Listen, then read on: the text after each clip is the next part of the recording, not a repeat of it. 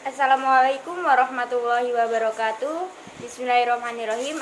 Yang pertama-tama, kita wajib bersyukur kepada Allah yang mana Allah telah melimpahkan nikmat-nikmatnya kepada kita semua. Kemudian sholawat beserta salam kita junjungkan kepada Nabi besar kita, yaitu Nabi Muhammad Shallallahu Alaihi Wasallam, yang telah memberikan contoh, yang telah mengajarkan hal-hal baik kepada kita semua. Kemudian di sini saya sebagai moderator dari kelompok 1 yang beranggotakan Ira Yulita dengan NPM 213300013. Kemudian yang kedua dengan saya sendiri, yaitu Intan Sofi Agnia Kolbi NPM 213300015. Langsung saja untuk memanfaatkan waktunya, kita langsung mulai materinya, yaitu dengan pemateri pertama. Saya akan menyampaikan materi tentang akhlak. Apa itu akhlak? Kata akhlak secara bahasa diartikan dengan budi pekerti, perangkai, tingkah laku atau tabiat, tata krama, sopan santun, adab, dan tindakan. Sedangkan secara istilah, akhlak merupakan tingkah laku atau sikap seseorang yang sudah menjadi kebiasaan setiap individu, dan kebiasaan tersebut selalu terlihat dalam perbuatan sehari-hari. Dengan demikian, pengertian akhlak adalah tindakan yang berhubungan dengan 3 unsur yang sangat penting. 3 unsur yang sangat penting yaitu 1. Kognitif, yaitu pengetahuan dasar manusia melalui potensi intelektualitasnya. 2. Efektif, yaitu pengembangan potensial akhlak manusia melalui upaya menganalisis berbagai kejadian sebagai bagian dari pengembangan ilmu pengetahuan. 3. Psikomotrik, yaitu pelaksanaan pemahaman rasional ke dalam bentuk perbuatan yang konkret. Yang selanjutnya, akhlak terhadap Allah dan Rasulullah. Yang pertama, akhlak terhadap Allah. Akhlak yang baik kepada Allah adalah ridho terhadap hukumnya, baik secara syar'i maupun secara takdir. Akhlak terhadap Allah Subhanahu wa Ta'ala dapat diartikan sebagai sikap atau perbuatan yang seharusnya dilakukan oleh manusia sebagai makhluk kepada Allah sebagai Khalik. Ada 4 alasan mengapa manusia perlu berakhlak kepada Allah Subhanahu wa Ta'ala. Yang pertama, karena Allah Subhanahu wa Ta'ala lah yang menciptakan manusia. Dia yang menciptakan manusia dari air yang dikeluarkan dari tulang punggung dan tulang rusuk. Yang kedua, karena Allah yang telah memperlengkapkanlah panca indera berupa pendengaran, penglihatan, akal, pikiran, dan hati secara anggota badan dan kokoh sempurna kepada manusia. Yang ketiga, karena Allah Subhanahu wa Ta'ala yang menyediakan berbagai bahan dan sarana yang diperlukan bagi kelangsungan hidup manusia, seperti bahan makanan yang berasal dari tumbuh-tumbuhan, air, udara, binatang, ternak, dan lainnya. Yang keempat, karena Allah yang memuliakan manusia dengan diberikannya kemampuan daratan dan lautan. Bentuk akhlak terhadap Allah Subhanahu wa Ta'ala yaitu menaati segala perintahnya.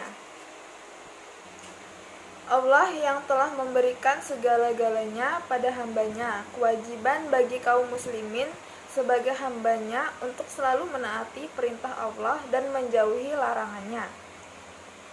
Sebagaimana firman Allah di dalam surat An-Nisa ayat 59. Ya ayyuhallazina amanu atiullaha wa atiur rasulullah wa ulil amri minkum. Yang artinya, wahai orang-orang yang beriman, taatilah Allah dan taatilah Rasul atau Muhammad dan ulil amri atau pemegang kekuasaan di antara kamu. Yang kedua, beribadah kepada Allah. Ibadah adalah merendahkan diri untuk tunduk Pengertian ibadah adalah menggambarkan perilaku mendekatkan diri kepada Sang Pencipta atau Tuhan. Perilaku dari pengertian ibadah adalah dilakukan secara rutin atau terus-menerus sampai waktu yang tidak ditentukan. Yang ketiga, berzikir kepada Allah, yaitu zikir secara istilah merupakan proses komunikasi antara seorang hamba dengan Allah Subhanahu wa taala agar selalu mengingat dan tunduk pada perintahnya. Caranya dengan menghafal takbir, tahmid, tasbih, memanjatkan doa, membaca Al-Quran dan sebagainya yang dapat dilakukan tanpa mengenal tempat dan waktu. Kemudian berdoa kepada Allah. Doa merupakan ibadah kepada Allah Subhanahu wa taala yang dimana doa itu berdoa kepada Allah, yaitu memohon kepada Allah yang disertai kerendahan hati untuk mendapatkan suatu kebaikan dan keselamatan. Berdoa juga bisa dibagi menjadi 3 macam, yaitu doa yang terkabul, doa yang tertunda, dan doa yang diganti. Doa yang terkabul itu misalkan kita pengen IPK kita 3,8, ternyata benar kita dapat IPK 3,8. Kalau contoh doa yang tertunda itu semisal kita pengen banget umroh tetapi tahun ini belum bisa terwujudkan, diwujudkannya di tahun depan.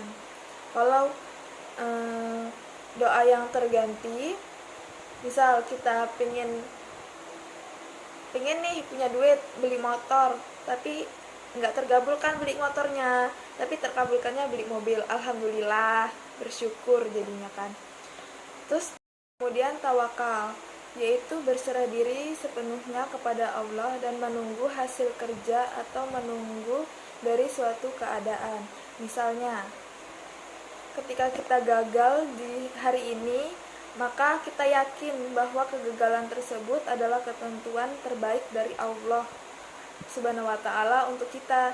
Jadi kita harus mencoba terus supaya kita dapat berhasil dari kegagalan sebelumnya. Tawaduk merupakan salah satu sikap yang terpuji di mata Allah Subhanahu wa taala. Seseorang yang senantiasa menjalankan perilaku ini dalam kehidupan sehari-hari dianggap sebagai mukmin sejati. Mengikuti bahwa kita adalah makhluk yang dihina di hadapan Allah yang Maha Kuasa. Oleh karena itu tidak layak jika hidup dengan angkuh dan sombong, tidak mau memaafkan orang lain dan pamrih dalam melakukan ibadah untuk Allah. Jadi kita sebagai manusia harus bersikap rendah hati, seperti yang disebutkan dalam pengertiannya. Contoh tawaduk yang bisa dilihat dengan jelas adalah sikap rendah hati dan tidak sombong. Kemudian ridho terhadap ketentuan Allah adalah ridho terhadap segala ketentuan yang telah Allah berikan pada dirinya. Karena pada hakikatnya sikap seorang muslim senantiasa yakin terhadap apapun yang Allah Subhanahu wa taala berikan kepada kita. Terhadap Rasulullah, mencintai Rasulullah adalah wajib dan termasuk bagian dari iman. Semua orang Islam mengimani bahwa Rasulullah adalah hamba Allah dan utusannya. Maka mengimani ajaran Rasulullah Shallallahu Alaihi Wasallam adalah menjalankan ajarannya, menaati perintahnya. Ahlus Sunnah mencintai Rasulullah Shallallahu Alaihi Wasallam dan mengagungkannya sebagaimana para sahabat beliau, lebih dari kecintaan mereka kepada diri mereka sendiri dan keluarga mereka. Bentuk akhlak terhadap Rasulullah yaitu menghidupkan sunnah. Dalam sebuah hadis, Rasulullah Shallallahu Alaihi Wasallam bersabda, barang siapa yang menghidupkan satu sunnah dari sunnahku kemudian diamalkan oleh manusia, maka dia akan mendapatkan pahala seperti pahala orang-orang yang mengamalkannya dengan tidak mengurangi pahala mereka sedikit pun. Hadis riwayat Ibnu Majah.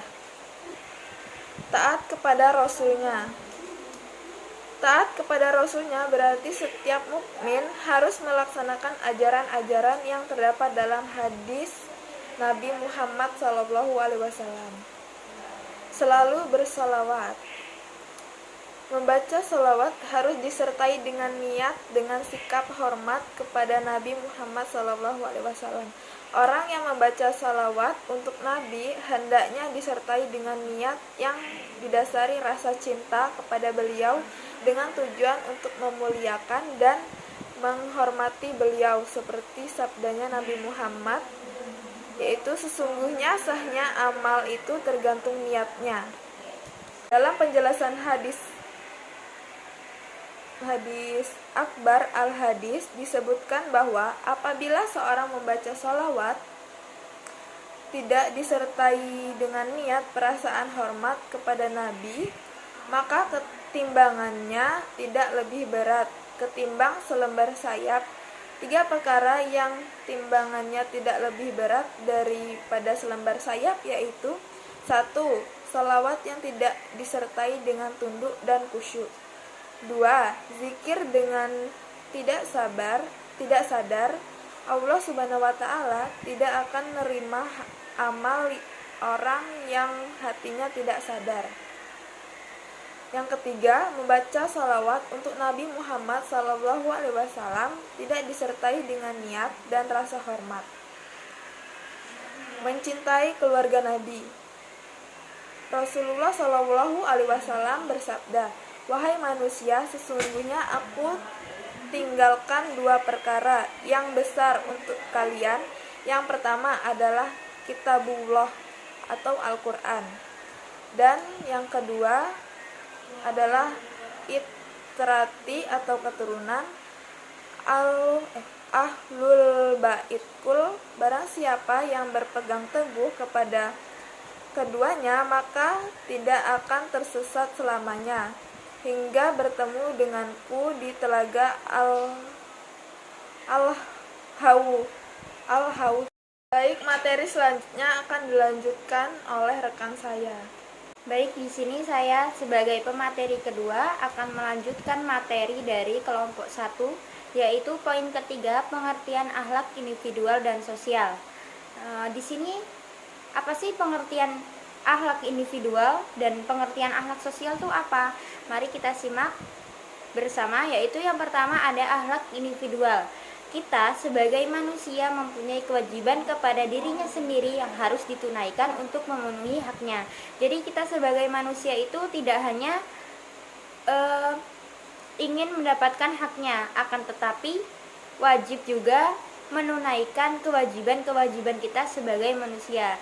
Dalam diri manusia mempunyai 2 unsur, yakni unsur jasmani atau bisa disebut dengan jasad, dan unsur rohani yaitu jiwa.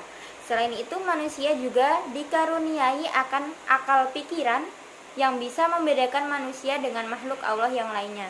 Jadi manusia itu terdiri dari 2 unsur, yaitu jasmani dan rohani. Kemudian manusia itu sebagai makhluk Allah yang sangat istimewa, atau bisa disebut juga yang paling istimewa di antara makhluk Allah yang lain, yaitu dia diberikan akal, diberikan hawa nafsu.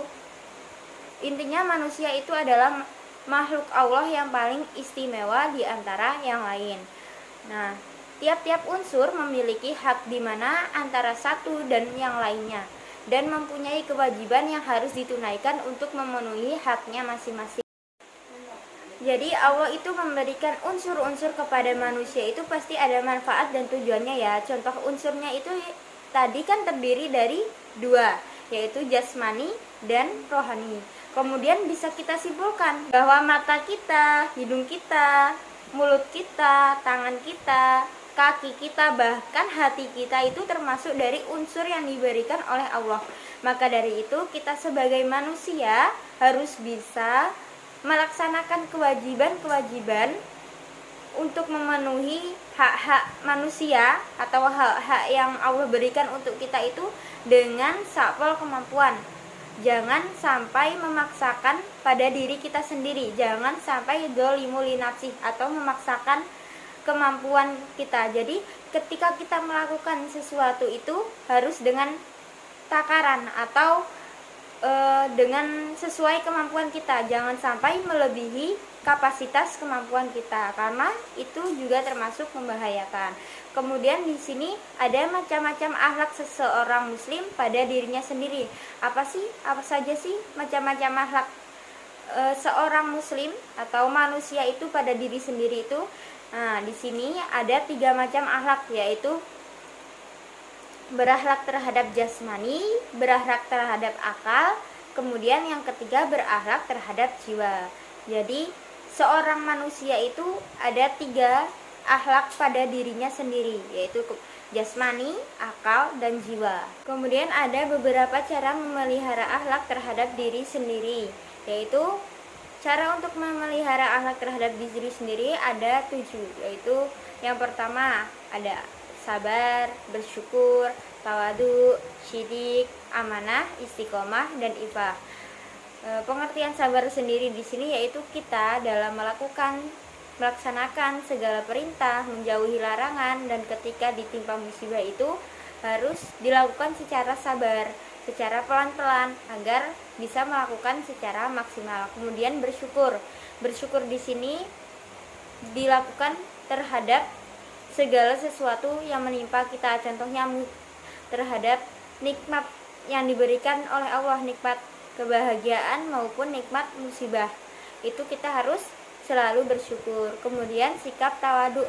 Sikap tawadu itu melahirkan ketenangan jiwa, menjauhkan dari sifat iri dan dengki. Jadi ketika kita ada sifat tawadu, itu bisa menenangkan jiwa kita, terus menjauhkan diri kita dari penyakit iri dan dengki. Kemudian ada syidik. Syidik itu jujur. Jadi jujur di sini bisa dipraktikkan dalam perkataan, hati, dan perbuatan. Kemudian amanah. Amanah itu dapat dipercaya atas segala sesuatu yang dititipkan kepada orang lain. Jadi kita sebagai seseorang manusia yang baik itu harus amanah dalam melaksanakan tugas atau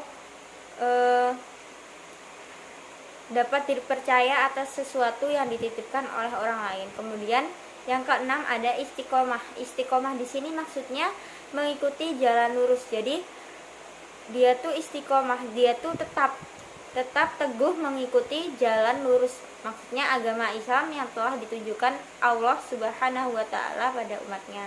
Kemudian yang terakhir ada ifah. Ifah di sini yaitu nilai dan wibawa seseorang. Jadi itu tadi 7 cara memelihara akhlak terhadap diri sendiri. Kemudian di sini dari hadis riwayat Bukhari, Muslim, Tirmidzi, dan An-Nasa'i menyebutkan bahwa ada 3 tanda-tanda orang munafik, yaitu hadisnya berbunyi An Abi Hurairah radhiyallahu anhu qala Rasulullah sallallahu alaihi wasallam ayatul munafiqi salasatun idza haddatsa kadzdzaba wa idza wa'ada akhlafa wa idza tumina khon. Jadi dari Abu Hurairah artinya dari Abu Hurairah radhiyallahu an Rasulullah berkata, tanda-tanda orang munafik yaitu ada 3. Jika ia bercanda, artinya dari Abu Hurairah radhiyallahu an Rasulullah shallallahu alaihi wasallam, tanda-tanda orang munafik yaitu ada 3. Yang pertama, jika ia berbicara ia berdusta, jika berjanji ia mengingkari, dan jika diberi amanah ia berkhianat. Hadis riwayat Bukhari, Muslim, Tirmidzi, dan An-Nasa'i.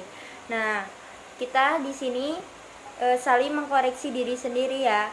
Nah, di situ kan disebutkan bahwa tanda-tanda orang munafik itu ada 3, yaitu jika ia berbicara ia berdusta atau bohong, jika ia berjanji mengingkari, dan jika diberi amanah ia berkhianat. Saling mengkoreksi diri kita sendiri. Jangan melihat orang lain, tapi koreksilah diri sendiri. Bahwa dari 3 ciri-ciri tersebut, apakah ada salah satu ciri-ciri yang ada pada diri kita sendiri? Jikalau ada, maka berusahalah untuk menghilangkan sikap tersebut dan merubahnya menjadi yang lebih baik. Agar apa? Agar kita tidak termasuk dari orang-orang munafik yang tanda-tandanya disebutkan dalam hadis tersebut.